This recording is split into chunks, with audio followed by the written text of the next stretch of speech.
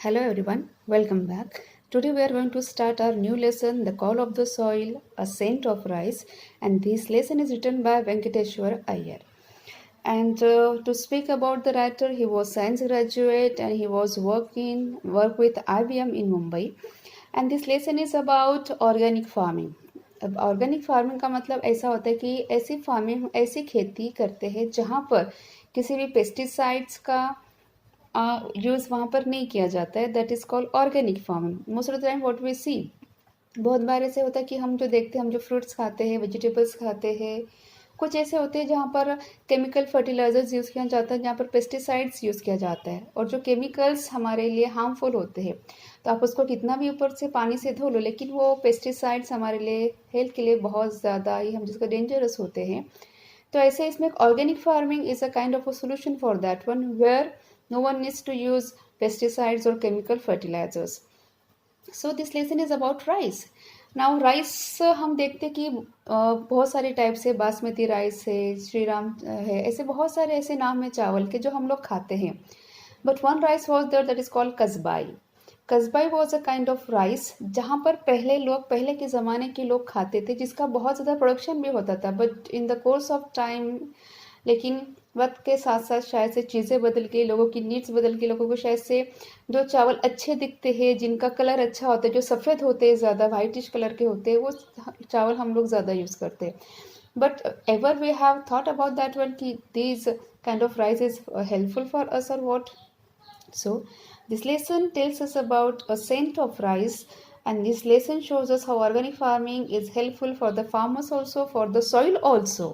जो सॉइल होती है खेत की, वहाँ पर अगर हम लोग ज़्यादा पेस्टिसाइड्स यूज़ करते हैं, केमिकल फर्टिलाइजर्स यूज़ करते हैं, उसका जो होता है फर्टिलिटी जो होती है उसकी, वो बहुत कम होने लगती है. लेकिन अगर हम ऑर्गेनिक फार्मिंग का अगर हम अडप्ट करते हैं अगर उसको हम लोग, तो शायद से उससे जो फर्टिलिटी होती है सॉइल की, वो जल्दी ख़राब ना होते हुए हमें जो मिलता है, जो उसका प्रोडक्शन मिलता है किसी भी चीज़ का, whether it's grain, whether it's vegetables, fruits also, वो हमारे हेल्थ के लिए ज़्यादा बेनिफिशियल होता है. So now we will see the lesson, the call of the soil. The first crop. It was April 2004. I stood in the middle of the lush green field of moong and looked around me. Now, the writer says कि वो अप्रैल 2004 की बात है. वो कह रहे कि जो lush in the sense it was a greenery all over that in the field in the sense जो खेत है वहाँ पर, और मैं मिडल मतलब जो खेत था, ओके जो फार्म था वहाँ के मिडल में I was just standing over there. It was the field of moong in the sense green gram. हम लोग जो मूंग की दाल खाते हैं, ग्रीन वाले जो होते हैं, मूंग जो होते हैं, that is called green gram. And looked around me. It was just before sunrise and the sky was turning a bright orange. Now the writer is saying that it was a sunset time and the sky was, there was a color of sky that was bright orange. हम लोगों को पता है कि जब sunset होता है, जब सूरज डूबता है, तब जो स्काई होता है उसका कलर थोड़ा सा ऐसे ऑरेंज कलर का होता है. तो writer is saying same thing कि मैं वहाँ पर जब खड़ा था खेत के बीचों बीच, तो वो सनसेट का टाइम था जहाँ पर सूरज डूबने वाला था, और पूरा जो ऐसे बादल थे, बादल जो थे, जो स्काई था, वो वहाँ पर ऑरेंज कलर का हुआ था. The ground was damp and the leaves were shining with due. और डैम्प का मतलब थोड़ा सा वेटी. अब ये जो ग्राउंड था, जो ज़मीन थी, वो थोड़ा सा ऐसे गीली थी. And the leaves were shining with due. How was the leaves looking? Leaves were looking, the leaves in the sense जो पत्तियाँ थी वो कैसे ड्यू इन दिस, आपको पता है ड्यू होते हैं कि जैसे ठंडी के मौसम में जो ड्यूज होते हैं एकदम से मॉर्निंग में या फिर सनसेट की तरफ, जो शाम जैसे होती है या फिर मॉर्निंग जैसे होते हैं, ज़्यादा ठंडी के कारण जो ड्यूज ऐसे फॉर्म होते हैं लीव्स के ऊपर, that is called due. And he said कि वो जो ऑरेंज पूरा ऐसे पूरा स्काई का कलर ऑरेंज हुआ था. It was a sunset time, और जितनी भी पत्तियाँ थी वहाँ की, वो शाइन कर रही थी उस ड्यू की वजह से. My bare feet were muddy as I walked around gingerly inspecting the plants. Now the poet was bare feet, मतलब sorry the writer was bare feet, मतलब जो राइटर थे उन्होंने पैरों में कुछ भी नहीं पहना था, दिस नॉट चप्पल और shoes, although that is called bare feet. And his feet become muddy in the sense जो खेत में वो चल रहे थे राइटर, तो इसकी वजह से वहाँ पर हमने पहले देखा द ग्राउंड वॉज डैम, मतलब वहाँ पर गीली थी वो ज़मीन गीली थी. इसका मतलब था कि वहाँ पर थोड़ा सा कीचड़ भी था. तो इसके लिए राइटर बोल रहे कि जब मैं वहाँ से गुजर रहा था खेतों में से, तो मेरे पैर कीचड़ से भर गए थे. एंड आई वॉकड अराउंड गिंगरली, और बोले थे कि मैं बहुत ही केयरफुली, मतलब बहुत ही केयर के साथ में वहाँ से चल रहा था। And inspecting the plants and I was just looking towards the plants, वो कह रहे कि मैं प्लांट्स को देख रहा था कि how were the plants at that time. Around me were rows of chiku trees and below a dense foliage of moong. और वो कह रहे कि मैं जहाँ पर था वहाँ पर मेरे आजू बाजू में there is rows of chikoo trees, वहाँ पर ऐसे चीकू के जो पेड़ होते हैं, हम लोग जो चीकू खाते हैं, ओके, जो चीकू के जो पेड़ थे वो वैसे थे। And below a dense foliage of moong, और उसके नीचे क्या था, जो मूंग थे, जैसे राइटर ने कहा था कि वो जो फील्ड थी, वो जो खेत का वो कैसा था, मूंग की दाल का था, ग्रीन ग्राम जिसको कहते हैं। एंड फोलेज का मतलब यहाँ पर होता है FOLIAG, फोलेज का मतलब जो पत्तियाँ होती है पेड़ों की जो झड़ती है, दैट इज कॉल्ड फोलेज। तो writer is saying that he was standing nearby the chikoo trees and below that one what there was the foliage of moong, मतलब वहाँ पर जो मूंग थे उसके पत्ते गिरे हुए थे। At that point I could not have asked for anything more, and the writer says that he was very happy by looking that one, because he said कि नहीं, मैं इससे ज़्यादा और कुछ मांग भी नहीं सकता था, या फिर मुझे इससे ज़्यादा और कुछ चाहिए भी नहीं था। The moong plants not more than 2 feet tall. अब राइटर बोल रहे हैं कि जो मूंग के जो प्लांट्स थे, जो पेड़ पौधे थे, वो 2 फीट से ज़्यादा बड़े भी नहीं थे।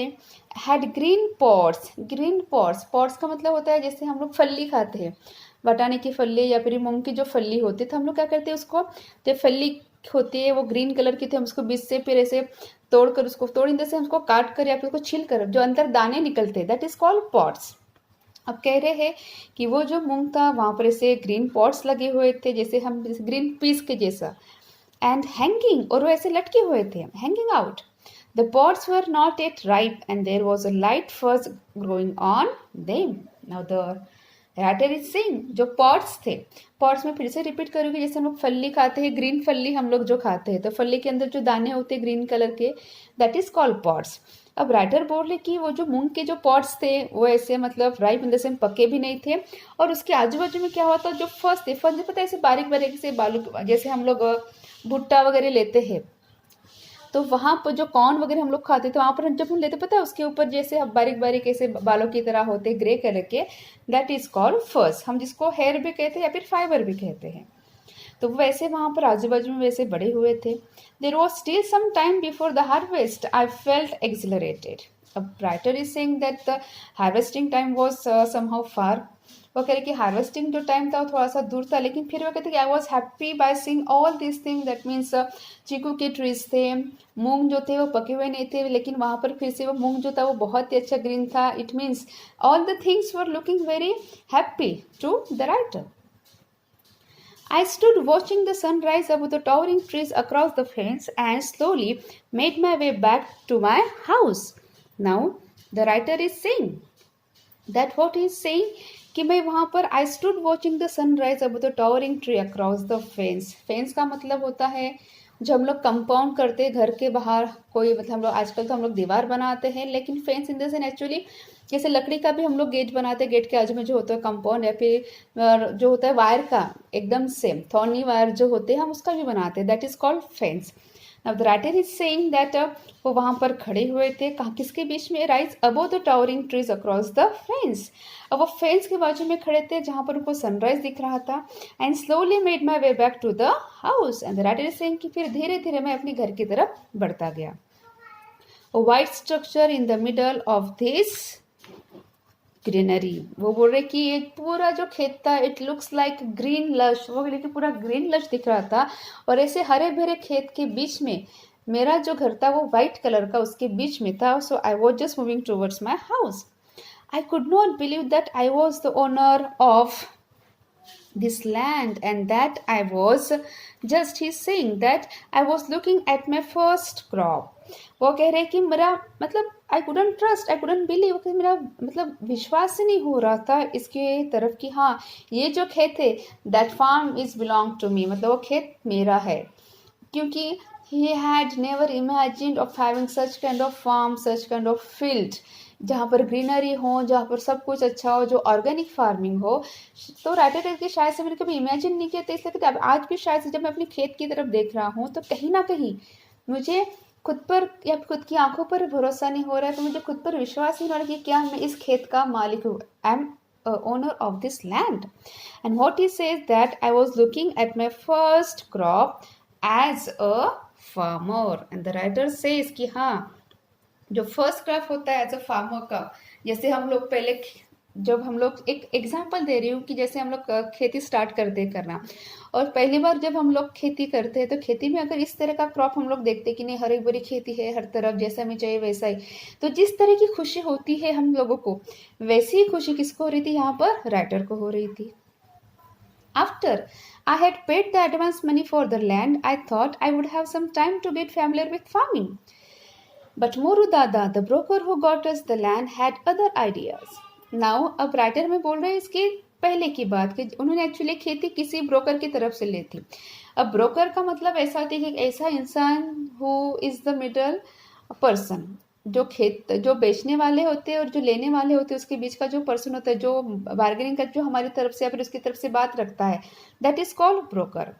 अब यहाँ पर राइटर बोल रहे कि जब मैंने पहली बार इस, मतलब वो पहले की बात बोल रहे हैं, वो बोले कि जब मैंने इस खेत को लिया था तब मैंने कुछ एडवांस पैसे दिए थे और he was just thinking that he needed some time to be familiar with the farming, how to do farming or what kind of crops should we take in a field. अब writer बोले कि जब मैंने खेती लेने के लिए मैंने एडवांस दिया था, इस खेत के लिए पैसे दिए थे मैंने, जब मैंने खेती ली थी उस टाइम पर मैंने सोचा था कि मुझे थोड़ा सा वक्त चाहिए, किसके लिए, कि थोड़ा सा फैमिली होने के लिए, हाँ खेती एक्चुअली कैसे करते हैं, खेती में क्या लेना चाहिए, कौन सा प्रोडक्शन लेना चाहिए, कौन से क्रॉप्स लेने चाहिए, कौन सा ज़्यादा अच्छा रहेगा. सो ही जस्ट टेलिंग अस कि उनको शायद से थोड़ा सा टाइम चाहिए था. बट मोरू दादा, the broker who got us the land, had other ideas. लेकिन जो मोरू दादा थे, अब मोरू दादा कौन थे, broker in the sense he was the middle person जिन्होंने राइटर को हेल्प की थी एक खेती लेने के लिए. तो मोरू दादा के मन में शायद से कुछ अलग ही प्लान्स थे, कुछ अलग ही आइडियाज थे. He was keen that we plant moong at once. He was just having a great desire. उनको बहुत ही ज़्यादा क्यूरियोसिटी थी, किसको, मोरू दादा को, कि अगर वो कहते थे राइटर को कि अगर आपने पहली बार खेत लिया तो मुझे लगता है कि आपको पहली बार इस खेत में किसका प्रोडक्शन लेना चाहिए, मूंग का. And I was not prepared for this. I was still reading books and trying to figure out what we could sow and how we should go about it. Moru Dada had advised to the writer that he should take the production of mung at once. But writer was not ready at that time because he was just reading the books. He was just going through the books to read out many kinds of plants, many kind of crops over there, and he was just trying to figure out कि हमें क्या वहाँ पर बीज बोने हैं, कौन से बीज बोने हैं, हमें कैसे वहाँ का प्रोडक्शन लेना है, हमारे यहाँ पर खेती में क्रॉप्स कौन से होने चाहिए. The writer was only pondering over that. अब मोरू दादा ने तो यहाँ पर राइटर को एडवाइस किया था कि हाँ हमें क्या करना चाहिए, हमें तो मूंग दाल का प्रोडक्शन लेना चाहिए, लेकिन राइटर तब रेडी नहीं थे एट फर्स्ट ग्लांस, बिकॉज उन्होंने पहले ही कहा है कि मुझे थोड़ा सा टाइम चाहिए था यहाँ पर कि फार्मिंग के लिए थोड़ा सा फैमिलियर होने के लिए, because before that the writer has never done such kind of farming और never done any kind of farming.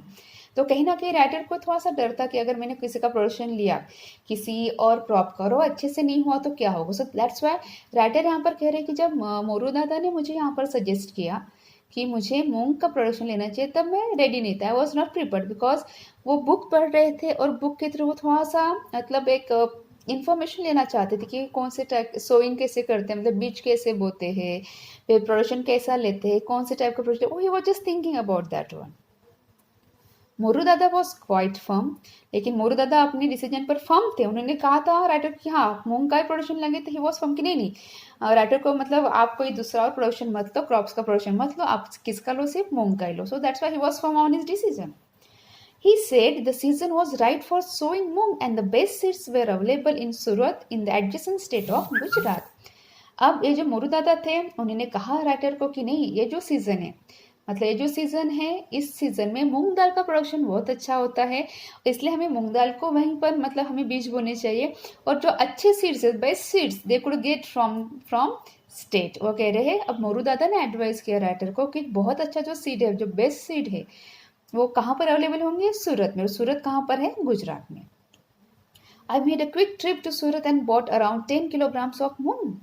Now writer just he was just ready for that one because moong यहाँ पर मोरू दादा ने यहाँ पर convince किया था writer को. So writer now just got ready for that one and he just went to Surat and he just bought near about 10 kilograms of moong. अब राइटर रेडी हो गए मूंग का प्रोडक्शन लेने के लिए उनके खेत में.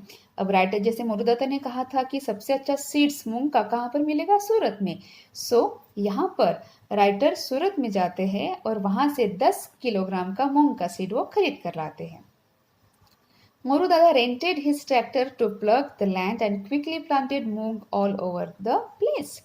अब जो मोरूदादा ने उन्होंने खुद का ट्रैक्टर राइडर को दिया प्लग करने के लिए. इधर ना प्लग इन पता है ना, जमीन जो आगे मतलब ऊपर नीचे करते, दैट इज कॉल्ड प्लगिंग. और उन्होंने फिर क्या किया, उसके बाद इमीडिएटली उन्होंने क्या किया, वहां पर मूंग का वो जो था उन्होंने प्लांट कर दिया उस सीड्स को.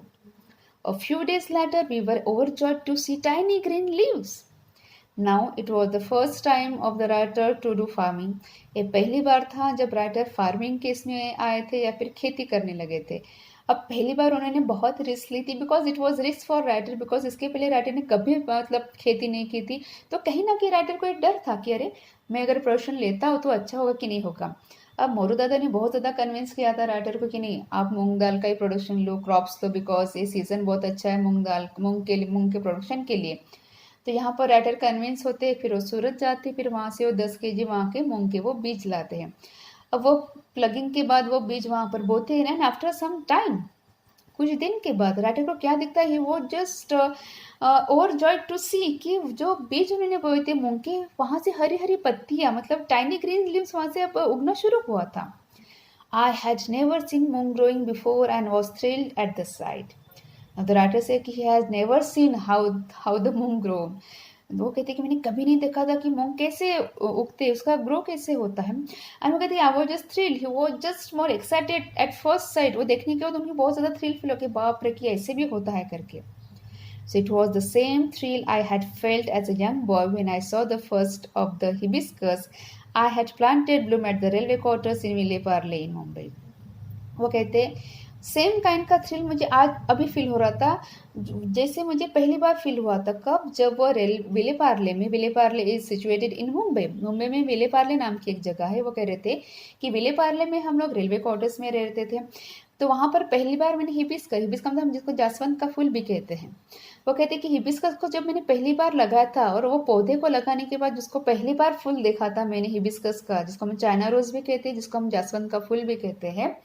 तो राइटर इज सेइंग कि वैसी खुशी जैसी खुशी मुझे बचपन में मैंने जब वो प्लांट लगाया था हिबिस्कस का और हिबिस्कस को जैसे पहली बार मैंने फ्लावर्स देखे थे, जितनी खुशी मुझे तब हुई थी बचपन में वो देखने के बाद, वो कहते कि आज वैसी खुशी मुझे कब हो रही है जब मैं देख रहा हूँ कि जो हमने मूंग के बीज लगाए थे वहां पर मूंग के पौधे निकल रहे बारीक बारीक छोटे छोटे, जिसको हरी हरी पत्तियां लग रही है.